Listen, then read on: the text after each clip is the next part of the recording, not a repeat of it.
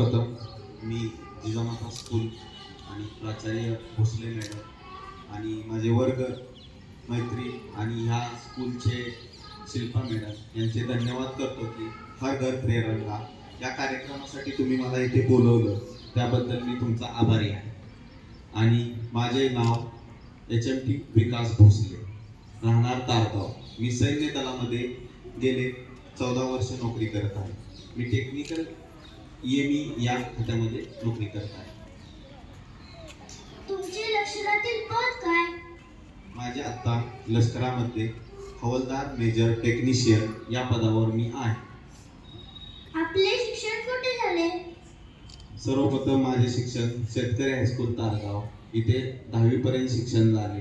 नंतर मी 11वी आणि 12वी सायन्स कराडमध्ये HM कॉलेजमध्ये मी शिकलो. नंतर Satara SPS mechanical diploma complete केल्यानंतर मी सैन्य दलामध्ये टेक्निकल खात्यामध्ये भरती झालो.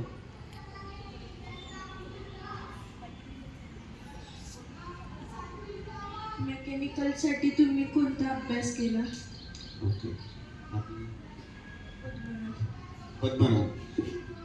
भारतीय सैन्य दलामध्ये कसं आहे, भरपूर खाते आहेत. म्हणजे जसे की तुमच्या समोर हा सैनिक हा फक्त लढणारा नसतो. सैनिक हा कसा असतो की त्याला सर्व बाजूनी परिपूर्ण करणारा पाहिजे. जसे की त्याला जेवण पण बनवता आलं पाहिजे, त्याला सफाई पण करता आली पाहिजे, त्याला लढता पण आलं पाहिजे, फौजमध्ये रिपेअर सुद्धा करता आलं पाहिजे आणि जे सैनिक आहेत त्यांना मेडिकल फॅसिलिटी पण देता आले पाहिजे. त्यासाठी काय असतंय, फौजमध्ये वेगवेगळे खाते असतात. जसे की ऑर्डिनन्सचं काम राहतंय की तुम्ही बऱ्यापैकी फौजचं दळणवळणाचा कारभार करणे. दुसरं राहतं EME मध्ये त्याचा फुल फॉर्मच असा आहे, इलेक्ट्रॉनिक्स अँड मेकॅनिकल इंजिनियर. या टेक्निकल खात्यामध्ये भरती होण्यासाठी भारतीय सैन्य दलाने क्रायटेरिया ठेवलेला आहे, 12वी सायन्स किंवा diploma in mechanical automobile and electronics. आणि मी SPS ला असताना डिप्लोमा कंप्लीट केल्यानंतर भारतीय सैन्य दलामध्ये भरती झालो. तुम्ही सैन्य दलात काय काम करता? मी टेक्निकल असल्यामुळं माझा ट्रेड आहे कम्युनिकेशन. तर फौजमध्ये सर्व्हिलन्स इक्विपमेंट जसे की drone, radio equipment, line equipment आणि जे कम्युनिकेशन इक्विपमेंट आहेत त्यांना मी रिपेअर पॉलिसी देण्याचं काम करतो. जसे infantry units radio equipment use करतात आणि त्यांना जे कम्युनिकेशनसाठी यूज करावं लागते इक्विपमेंट ते खराब झाल्यानंतर रिपेअर करण्याचं काम मी करतो. किती वर्ष झाले तुम्ही सैन्य दलात काम करता? 2011 मध्ये मी भरती झालो, तर 14 वर्ष मी नोकरी आता कंप्लीट केलेली आहे. सैन्य दलात भरती होण्याची प्रेरणा तुम्हाला कुठून मिळाली? सैन्य दलात भरती होण्यासाठी आपल्या जिल्ह्याचं नावच आहे सातारा. साताऱ्याचा एक ब्रीद वाक्य आहे की सैनिकांचा जिल्हा, मातृभूमीसाठी आपला जिल्हा हा लढत असतो. आणि आपल्या आजूबाजूला हमेशा आपल्याला कोणतरी असं मोटिवेटेड भेटत असते आणि तुम्ही त्या मोटिवेशनसाठीच म्हणजे प्रयत्न करत असता की आपण सुद्धा ह्या ठिकाणी एक दिवस नक्की प्रयत्न करूया. मग ते प्रयत्न करता करता करता तुम्ही ते इतकी तयारी करता की आपण ती तयारी होऊन जाते आणि आपण त्या गोष्टीसाठी लढत असतो. तुमच्या आवडी-निवडी आणि छंद काय? छंद म्हणता तर मला क्रिकेट खेळायला आवडतं, पोहायला आवडतं आणि जर मोकळा टाइम असेल तर फिरायला सुद्धा आवडतं. तुम्ही जसं मगाशी म्हणला वेगवेगळे खाते असतात, तसंच पॅरामिलिटरी फोर्स म्हणजे काय? पॅरामिलिटरी फोर्स म्हणजे काय, ते भारतीय सरकारचं गृह संरक्षण खात्यामध्ये एक खाता आहे. त्यामध्ये CISF, ITBP, CRPF, BSF and SSB ही खाती येतात. CISF हा ज्यादातर एअरपोर्ट आणि जे भारतीय सरकारचे जे मोठमोठे धरणे वगैरे आहेत त्यामध्ये सिक्युरिटीसाठी यूज करतात. BSF border security force he Jammu Kashmir and Rajasthan एरियामध्ये बॉर्डर सिक्युरिटी आर्मीसाठी सपोर्ट करतात. आणि CRPF आणि ITBP वगैरे पण भारतीय सैन्य दलाला सपोर्ट म्हणून काम करतात. शारीरिक तंदुरुस्ती व मानसिक तयारीची रोजचा दिनक्रम तुम्ही कसा रचला? आर्मीमध्ये सगळ्यात जास्त मेन काम राहतं ते फिट राहणं. फिट राहण्यासाठी आम्हाला दिनचर्या असे असते. सकाळी मॉर्निंगला 6ला PT असते. PT समथिंग 5 किलोमीटर रन असतो आणि बाकी एक्सरसाइज राहतो. नंतर 8 ते 1:30 काय असेल ते तुमचं टेक्निकल वर्क राहतं. नंतर संध्याकाळी 4ला तुमचा गेम परेड असतो आणि संध्याकाळी 6 नंतर तुमचा ड्युटी टाइम किंवा ऑफ टाइम असतो. ऑफ टाइम मध्ये तुम्ही स्टडी करू शकता किंवा फिल्म वगैरे बघू शकता किंवा शॉपिंगला वगैरे बाहेर जाऊ शकता किंवा फॅमिली सोबत जर फॅमिली असेल तर त्यांच्यासोबत टाइम देऊ शकता. असा हा दिनचर्या चालू असतो. आणि ड्युटी हा प्रकार कसा आहे, ड्युटी जम्मू आणि काश्मीरमध्ये जरा जास्त राहते. म्हणजे नॉर्थ इंडियामध्ये जरा जास्त राहते. पीस एरियामध्ये थोडंसं कमी होऊन जातं, ते जास्त नसतंय. पण जे नॉर्थ इंडिया जसे की जम्मू काश्मीर झालं, आसाम झालं, ईस्टर्न एरिया झालं, जिथे जास्त क्रिटिकल आहे तिथं ड्युटी कंटिन्यू राहते. तुम्ही किती लांब पळू शकता आणि किती वेगात? जसं की हा क्वेश्चन जरा क्रिटिकल आहे, कारण की प्रत्येकाची क्षमता वेगळी असते. पण समथिंग मी 24 मिनिटात 5 किलोमीटर इक्विपमेंट म्हणजे रायफल आणि जे फौजी इक्विपमेंट आहे घेऊन ते कम्प्लीट करू शकतो. टीमवर्कचे महत्त्व काय आहे? टीमवर्क हा एक अतिशय इम्पॉर्टंट शब्द आहे. टीमवर्कनं संपूर्ण काम आपण आसान करू शकतो. जसे की तुम्हाला आता एखादा टास्क दिलेला आहे, म्हणजे हा टास्क होता की हा एक फूल बनवायचा आहे. आता फूल बनवण्यासाठी सुद्धा तुम्हाला जर एकट्याने बनवलं असतं तर 4 दिवस लागले असते. बट हा जर तयार करण्यासाठी तुम्ही 4 मित्र किंवा 4 शिक्षक आणि हे सगळ्यांची मदत घेतली असेल तर लवकरात लवकर ते पूर्ण होतं. टीमवर्कनं काम लवकर होतं, आयडिया भरपूर मिळतात आणि आपण एकत्र काम केल्यानंतर त्याचा रिझल्ट सुद्धा छान येतो. तुम्ही तरुण पिढीला काय संदेश द्याल? मी हा एकच संदेश देईन. आता आर्मीमध्ये असताना एकच शिकवलं जातं, सगळ्यात इम्पॉर्टंट हा शब्द डिसिप्लिन. मग आता तुम्ही ज्या वयामध्ये आहात त्या वयामध्ये तुम्ही एक डिसिप्लिन म्हणजे काय, अनुशासनचा अर्थ असा आहे की सैनिकच अनुशासन असेल असे नाही, तुम्ही सुद्धा अनुशासनचं पालन करायचं. जसे की आता मानून चाला, तुम्ही नाक्यावर आहे, नाक्यावर रेड सिग्नल चालू आहे आणि रेड सिग्नल चालू असताना तुम्हाला कोणीही पाहत नाही, पण तुम्ही रेड सिग्नल आहे म्हणून जर 20 सेकंद थांबला तर तुम्ही डिसिप्लिन नागरिक आहात. जर तुम्ही कोणीही नसताना जर तिथे योग्य रीतीने सुजनार नागरिक जर आपण बाबा सार्वजनिक एरियामध्ये आहे तिथं घाण न करणे, हे सुद्धा आपले एक डिसिप्लिनचं कारण आहे. चोरी न करणे, प्रामाणिक राहणे, म्हणजे आपल्या आईवडिलांचा आदर करणे, आपल्या शिक्षकांचा आदर करणे, थोर मोठ्यांचा आदर करणे आणि सगळ्यात महत्त्वाचं म्हणजे आपल्या महिलांचा आदर करणे. म्हणजे समाजामध्ये असताना आपल्या आजूबाजूला जे आहे त्यांचा आदर करणे हेच महत्त्वाचं हे आहे. आणि डिसिप्लिन म्हणजे अनुशासन मध्ये तुम्ही किती राहता हे महत्त्वाचं आहे.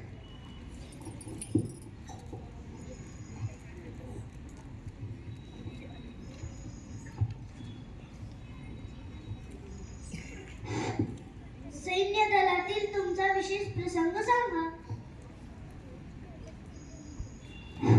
आता मी पोस्टिंग आहे गलवानमध्ये. गलवान म्हणजे लेह पासून 350 किलोमीटर नॉर्थ इंडियामध्ये. म्हणजे तिथं हमेशा टेम्परेचर असते समथिंग -40 मॅक्झिमम आणि मिनिमम -20 तर राहते. आणि दिवसा टेम्परेचर असते -5 आणि त्याच्या वरच, म्हणजे बर्फ वगैरे कंटिन्यू पडत असतो. तर तो एरिया आहे क्रिटिकल म्हणजे कसं की पहाडी एरिया, तिथे आपले ऑक्सिजनची लेवल बिलकुल कमी आहे. आणि लास्ट इयर 27 जुलैचा दिवस आहे. तुम्ही यूट्यूबला किंवा ह्याला पण न्यूजमध्ये बघितलं असेल, एक आमचा टँक आहे ना, टँक हा खाली डाऊन होत होता. तर आमचे टँक खाली डाऊन होत असताना काही एरियामध्ये आम्ही रस्त्याचा वापर न करता बऱ्यापैकी म्हणजे नदीचा वापर करतो. तर नदीचा वापर करत असताना 3 टँक पास करणार होतो. 3 टँक पास करत असताना अचानक एक टँक पास झाला आणि दुसरा टँक हा मध्ये फसला. मध्ये फसल्यानंतर त्या टँकवर 5 मेंबर होते, म्हणजे आमचेच सैनिक होते, आमच्या कंपनीचे सैनिक होते. त्या सैनिकांचं त्या ड्रायव्हरचं कसं झालं, ते टँक पाण्यामध्ये फसल्यामुळे टँकमध्ये पाणी गेलं. पाणी गेल्यानंतर काय झालं, तो टँक अतिशय चालू तर होत नव्हता. नदीचं पाणी बर्फामुळे वितळलेलं पाणी दुपारनंतर वाढत होतं. वाढत वाढत जात असताना ते टँक पूर्णपणे डुबला गेला. समथिंग तो आम्हाला मेसेज आला संध्याकाळी 4 वाजता. 4 वाजता आल्यानंतर आम्ही तिथे गेल्यानंतर बघितलं की टँक पर्यंत पोहोचता येत नव्हतं. त्यासाठी आम्ही काय केलं, तयारी केली की बाबा चला ठीक आहे, असू द्या, आपण वरून एक बोट सोडूया, त्या बोटनं त्यांच्यापर्यंत एखादी रस्सी वगैरे पोहोचूया. पण दोर काय पोहोचत नव्हतं आणि रात्रीचे समथिंग 8:30 नंतर त्यातील 2 सैनिक हे आपले शहीद झाले. कारण की टँकवर पाणी भरपूर गार असल्यामुळे, थंड असल्यामुळे हातपाय वगैरे पूर्ण थंड झाले. नंतर आम्ही हेलीची सुद्धा व्यवस्था केली, पण रात्र खूप झाल्यानंतर पहाडी एरियामध्ये हेलिकॉप्टर वगैरे येऊ शकत नाहीत. आणि नंतर 11:30 ते 12 वाजता समथिंग त्या टँकवर राहिलेले 3 सैनिक सुद्धा आमचे त्या पाण्यासोबत वाहून गेले. आणि अतिशय म्हणजे दुःखद घटना आमच्या समोर झाली, त्याबद्दल आम्हाला दुःख होते. पण असे क्रिटिकल कंडिशन दररोज समोर येत असतात. लास्टच एक वीक मध्ये मी सुट्टीवर असताना आमच्या कानवायच्या गाडीवर दगड एक पडला, दरड कोसळली, त्यामुळे 2 सैनिक शहीद झाले. त्यामध्ये एक लेफ्टनंट कर्नल आणि एक ड्रायव्हर होता. असे प्रसंग होत राहतात आणि हा अतिशय वाईट प्रसंग होता. तो मी डोळ्याने पाहिला आणि तो अतिशय वाईट होता. आत्ताचा आम्ही तुमचा प्रसंग ऐकला, पण तुमच्या आर्मीतला एखादा खूप आनंदाचा आणि दुःखाचा प्रसंग आम्हाला ऐकायला आवडेल. आनंदाचा आता दुःखाचे प्रसंग तर होत राहतात, कारण की कंडिशन कसे क्रिटिकलच असते. कंटिन्यू म्हणजे आमचे जीवन म्हणतात ना, ते जरा खडतर म्हणतात, कारण की कंडिशन लोकेशन तशी नसते. कारण की एनी टाइम आपल्याला तयार राहावं लागतं त्या गोष्टीसाठी. सैनिक हा कधीही माघार घेत नाही. तुमच्याकडे एक पॉझिटिव्ह एनर्जी पाहिजे, म्हणजे नो हा आन्सर नाही पाहिजे, हा होईल, होणार. ते कसं होणार, काय होणार, ते सैनिकाला सांगावं लागत.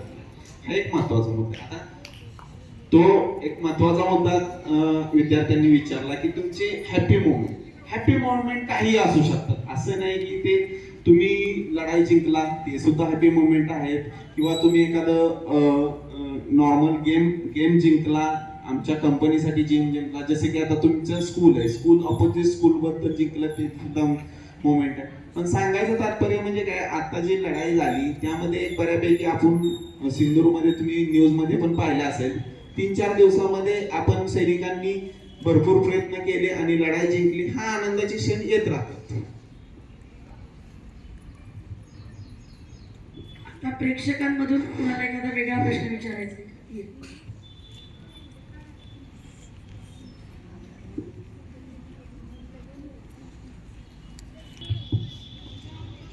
सर, तुम्ही आम्हाला म्हणलात की तुमची पोस्टिंग लेह पासून थोडीशी लांब आहे, म्हणजे तुमची पोस्टिंग आता सध्या लडाखमध्ये असेल असे मला वाटते. पण तुमची पोस्टिंग ही का पहिल्यापासूनच लडाखमध्ये होते का ती दुसऱ्या राज्यात होती? माझी पोस्टिंग आता 1.5 ते 2 वर्ष झालं लेह आणि लडाख या एरियामध्ये आहे. मी पहिली पोस्टिंग नागालँड म्हणजे दिमापूर, तो ईस्टर्न एरिया आहे पूर्णपणे. आपला ईस्टर्न एरियामध्ये 7 स्टेट येतात, त्या एरियामध्ये मी होतो.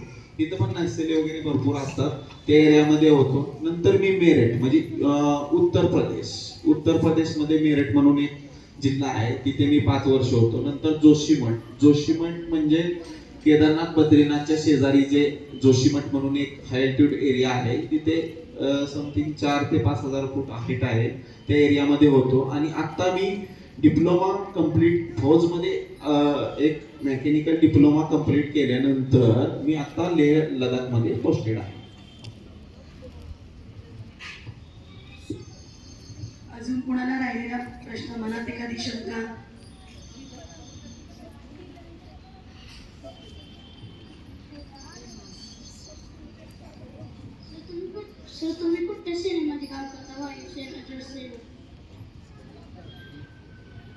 भारतीय सेनेचे 3 हे आहेत प्रमुख खाते आहेत. त्यामध्ये एअरफोर्स, नेव्ही आणि आर्मी. मी आत्ताच कार्यरत आर्मीमध्ये आहे. या बंधू.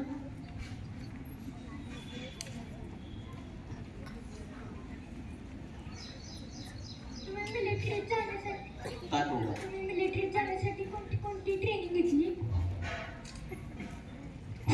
मिलिटरी जाण्यासाठी ट्रेनिंग हा विषय तसा नाही. आपली फिजिकली ऍक्टिव्हिटी जर स्ट्रॉंग असेल, जसे की तुम्ही कमी वेळेत म्हणण्यापेक्षा एक लिमिटेड एक टायमिंग शेड्यूल असतं. ट्रेनिंगसाठी तुम्ही सकाळी लवकर उठून तयार करू शकता किंवा टेक्निकलसाठी तुम्ही तुमच्या अभ्यासात लक्ष देऊ शकता. जसे की सातारमध्ये असताना भरपूर अकॅडमी वगैरे असायच्या, पण त्यामध्ये त्यांचा गाईडलाईन्स वगैरे घेऊन मी भरती जाण्यासाठी तयारी केली. आणि तुम्हाला जर उच्च पदावर, अधिकारी पदावर जायचं असेल तर तुम्ही NDA वगैरे एक्झाम देऊ शकता. 11वी-12वी नंतर एक्झाम देऊन तुम्ही ते क्रॅक करू शकता.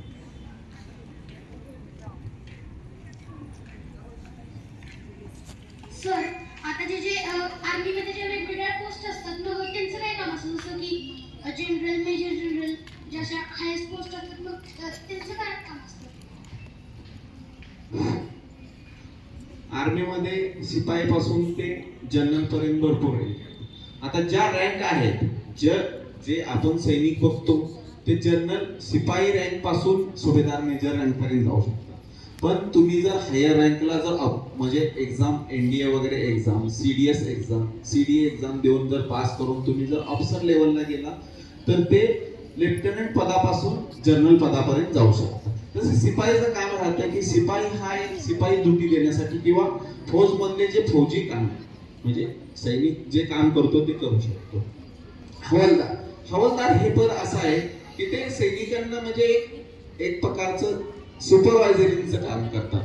आणि जे सुभेदार, मेजर असतात आणि त्याच्यावरच्या रँक असतात अधिकारी, ते फौजचं डिसिजन घेण्यासाठी काम करत असतात. आता जसं की ह्यांनी मेजर जनरल, लेफ्टनंट जनरल हे खाते आहेत, ते कमांड सांभाळतात. जसे की आपला हा सातारा जिल्हा आहे, जिल्हा सांभाळण्यासाठी एक IPS अधिकारी दिलाय. तसंच आमचे कमांड सांभाळण्यासाठी आम्हाला एक मेजर जनरल, लेफ्टनंट जनरल नियुक्त केलेला असतो. आणि हा जनरल असतो तो राष्ट्रपतीच्या खाली, तो पूर्ण सैन्य दलाचा तो प्रमुख असतो आणि तो कमांड आणि कंट्रोल करत असतो. तुम्ही भारत मातेचे रक्षण करता तेव्हा तुमच्या मनात काय विचार येतो? आपण भारत मातेचं रक्षण हा सैनिक नसतो करत, सर्व करत असतात. जसे की पोलीस सुद्धा करत असतात, शिक्षक सुद्धा ते तिथपर्यंत पोचवतात. म्हणजे शिक्षक सुद्धा म्हणजे आपल्या विद्यार्थ्यांना शिकवून, चांगलं शिक्षण देऊन तिथपर्यंत पोचवतात. पण सैनिक हा कसा आहे, सैनिक हा वेगळ्या दृष्टीने विचार केला तर सैनिक हा फक्त लढण्यासाठी तयार झालेला असतो. तो फक्त भारत मातेचं रक्षण तर करतच असतो. याचबरोबर आमच्यामध्ये एक विचार येतो की आपले जे पाठीमागे जे नागरिक आहेत ते सुरक्षित असावे. पण नागरिकांना मी एकच संदेश देतो की तुम्ही प्रामाणिक राहा आणि सर्वांना मदत करत राहा.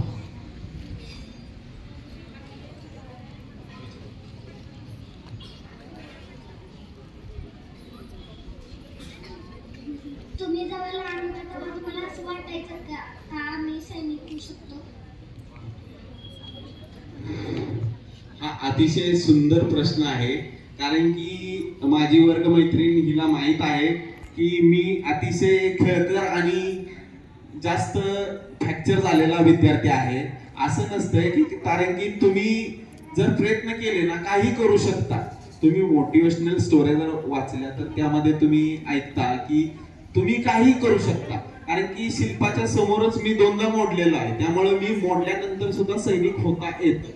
म्हणजे तुम्ही फिजिकल ऍक्टिव्हिटी जर चांगल्या केल्या, आणि त्यावेळी मला तर वाटलं नव्हतं की मी सैनिक होईल, पण नंतर मोटिवेशन आणि तुम्ही तिथे जाण्याची जर तुमची जिद्द असेल तर तुम्ही नक्की होऊ शकता, काही होऊ शकता. तुम्ही जिद्द ठेवली पाहिजे.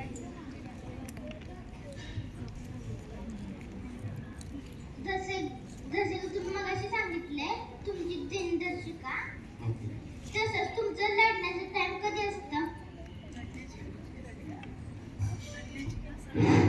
अरे फौजमध्ये लढाई हा कधी नसते, शक्यतो नसते. कारण की विषय असा असतो, लढण्यासाठी कोणतरी दुश्मन हवा असतो. जर दुश्मन हे तयार होत नाही, ते कधीही लढाई हा सांगून येत नाही. 24x7 मध्ये लढाईचं कधीही वेळ येऊ शकते, असं नाही. त्यासाठी मी शक्यतो लढत नाही, मी लढत नाही, कारण की माझं ते हे नाही. मी टेक्निकल मध्ये असल्यामुळे मी सपोर्ट देतो त्यांना. पण लढणारे हे कधीही वेळ येऊ शकते, तुमच्यावर ही वेळ कधीही वेळ येऊ शकते. रात्री 1 वाजता येईल, सकाळी पहाटे 6 वाजता येईल, दुपारी 1 वाजता येईल. समोरचा आतंकवादी या दुश्मन तुमच्या समोर कधीही येऊ शकतो. त्यासाठी तुम्हाला अलर्ट एनी टाइम राहावंच.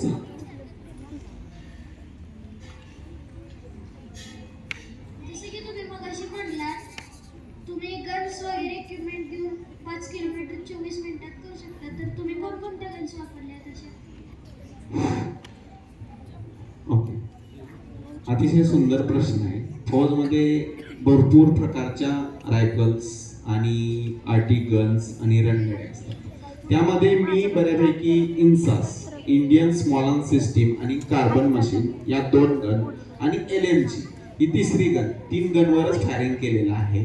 बाकी गन्स मी वापरलेले नाहीत. त्या बऱ्यापैकी इन्फंट्री युनिट्सला इश्यू होतात आणि ते वापरतात, जास्तीत जास्त AK-47 वगैरे वापरतात. भारतीय सैन्यामध्ये आत्ताच नवीन एक AK-203 ही रायफल आलेली आहे आणि रणगाडे वगैरे भरपूर आहेत आणि गन्स वगैरे पण भरपूर आहेत.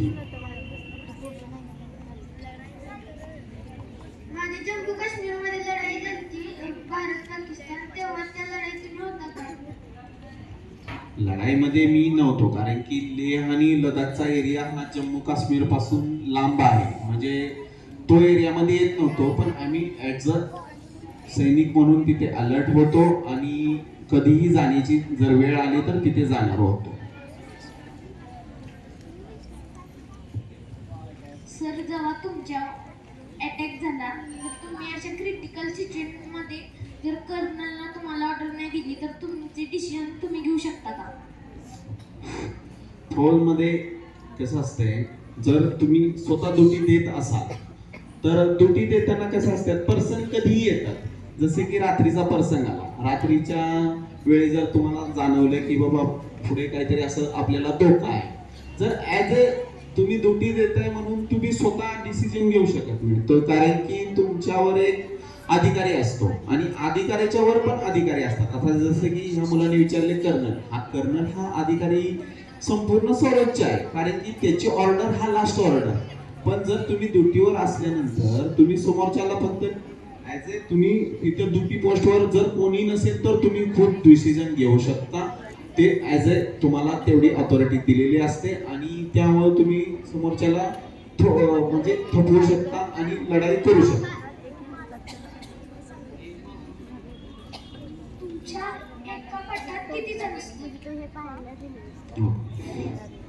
फौजचं कॉम्बिनेशन जरा क्रिटिकल असते. जसे की एक प्लाटूनमध्ये 3 सेक्शन राहतात. एका सेक्शनमध्ये 10 जवान, एका प्लाटूनमध्ये 30 जवान, एका कंपनीमध्ये 90 आणि बटालियनमध्ये 400 ते 500 जवान पोस्टेड असतात. त्यामध्ये अधिकारी 60-70 असतील, बाकी हवालदार आणि GCO रँक 100 आहेत आणि बाकी जवान रँक हे असतात.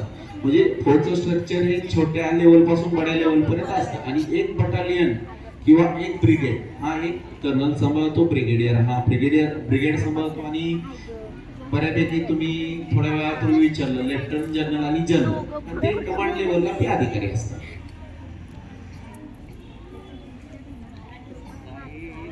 भारताचे सर्वात मोठे हत्यार कोणते? सर्वात मोठे म्हणजे आता रायफल मध्ये सांगितलं तर आता LAG कमांडो आणि पॅरा कमांडो AK-47 वगैरे यूज करतात आणि नवीन आता रशियामधून पण आलेले हत्यार यूज करतात. पण बऱ्यापैकी मी जे बघितलंय ते तुमचे बोफर्स गन्स वगैरे आहेत जे म्हणजे रोखू शकतात. आणि आता आहे तो जमाना AIचा आहे, आर्टिफिशियल इंटेलिजन्स, कारण की समोरून समोर लढाई कमी झालेली आहे. आणि दुसरा मुद्दा आहे तो सायबर सिक्युरिटी, म्हणजे सायबर हल्ले जास्त झालेत, म्हणजे इंटरनेटवरून वगैरे माहिती गोळा करणे, ड्रोन हल्ले करणे, या गोष्टी आता जास्त होतात. आता आपल्या विद्यार्थ्यांमधून हा एक शेवटचा प्रश्न येत आहे. नीट मुलींना काय चान्सेस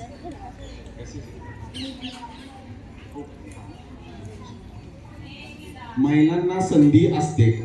ओके, हा अतिशय सुंदर प्रश्न आहे. कारण की प्रत्येकाला वाटतं की हा वर्दीमध्ये आपण फिरावं, म्हणजे इव्हन तो पोलीस जरी असेल, शिपाई असेल, अधिकारी असेल, कोणी असो, तो त्यांना प्रत्येकांना असं वाटत असतं की मी काहीतरी घडावं, माझ्या अंगामध्ये वर्दी असावी.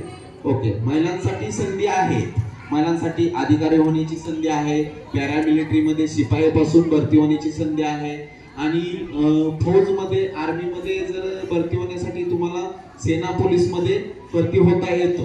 11वी-12वी नंतर तुम्ही शिपाई पदावर भरती होऊ शकता, किंवा ग्रॅज्युएशन नंतर किंवा 11वी-12वी नंतर NDA मध्ये तुम्ही भरती होऊ शकता, आणि पॅरामिलिटरीमध्ये सुद्धा तुम्ही शिपाई या पदावर भरती होऊ शकता. थँक्यू. आता आमचा शेवटचा प्रश्न. आज आम्ही तुमची इथं मुलाखत घेतली, तर तुम्हाला आजच्या प्रसंगाबद्दल काय बोलावं? धन्यवाद भोसले मॅडम. कारण की हा प्रसंग मी कधी पाहिला नव्हता किंवा अनुभवला सुद्धा नव्हता. कारण की एवढ्या मोठ्या स्कूलच्या समोर बोलण्याची संधी दिली त्याबद्दल तर धन्यवाद. कारण की आमचे वर्गमैत्रीण शिल्पा मोरे यांनी मला काल अचानक फोन केला, त्यावेळी मी झोपेतच होतो, आणि त्यांनी मला विचारलं की सुट्टीवर कोण आहे. कारण की आमच्या टोटल 105 ते 10 मध्ये टोटल आम्ही 12 ते 13 सैन्य दलामध्ये आहे. तर तिला वाटलं की सुट्टीवर कोणतरी असेल, म्हणून तिने कॉल केला, आणि कॉल केल्यानंतर मग मी विचारलं, मी सुट्टीवर आहे, आणि माझा एक मित्र सुद्धा आहे सातारमध्ये, तो पण सुट्टीवर आहे, आणि त्याची वर्दी इथे अवेलेबल नसल्यामुळे तिने मला फोर्स केलं. आणि हा प्रसंग हा अतिशय छान वाटला, सुंदर वाटला, आणि अभिमानाचा सुद्धा वाटला. कारण की प्रत्येक स्कूलमध्ये सैनिकांना वगैरे असे पुष्पगुच्छ वगैरे देऊन सन्मान करतात, ते भारी वाटलं. आणि सुट्टीवर आल्यानंतर थोडंसं वेगळं काहीतरी अनुभवायला भेटलाच. धन्यवाद. धन्यवाद विकास मिस्त्री साहेब. आमच्या विद्यार्थ्यांच्या मनात सैनिकाबद्दल खूप कुतूहल आहे, उत्सुकता आहे. त्याच्या मनात अनेक शंका निर्माण झालेल्या आहेत. अजून मुलं खूप विचारणार, पण तुम्ही या विद्यार्थ्यांना सुंदर आणि समर्पक अशी उत्तरं दिली. आम्हाला पण खूप सगळ्यांना आनंद झाला. आम्हाला सुद्धा त्याच्याबद्दल जी उत्सुकता होती, बाबा मिलिटरीमध्ये किंवा सैनिकमध्ये काय काम असतं, काय नसतं, आमच्या विद्यार्थ्यांना पण कळालं. परत एकदा पुन्हा एकदा तुमचे धन्यवाद मानतो. या ठिकाणी